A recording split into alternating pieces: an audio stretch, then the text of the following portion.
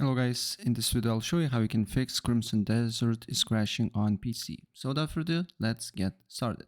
First of all, go to Crimson Desert on Xbox app or Steam, right click on it, go to properties, install files, browse. Here scroll down until you see bin64 and look for Crimson Desert.exe.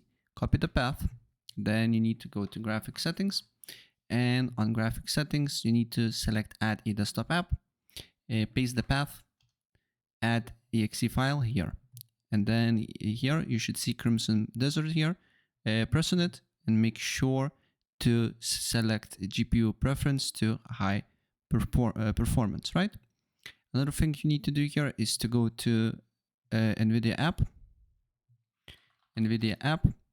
and then on NVIDIA app you need to look for graphics, select Crimson Desert here, and then here should be restore button and restore all the default settings.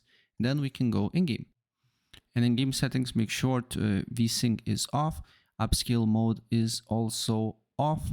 Then you need to go to graphics and make sure it's on low here.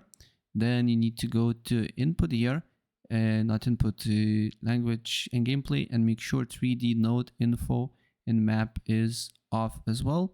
And then go to accessibility and make sure particle FX quality is 0 here.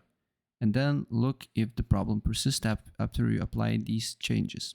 And the last thing what I suggest to do here is to right click on your desktop, show more options, NVIDIA control panel, go to manage 3D settings, and then look for max frame rate and cap your FPS. And try to cap to 90 to 120. So in my case, it really doesn't matter if you have 240 or more. Cap it to 120 FPS, and then look if you're still experiencing crashes or not. And yeah, that's pretty much it. So if I help you out, please press like and let me know in the comment section if I helped you out. So yeah, that's it.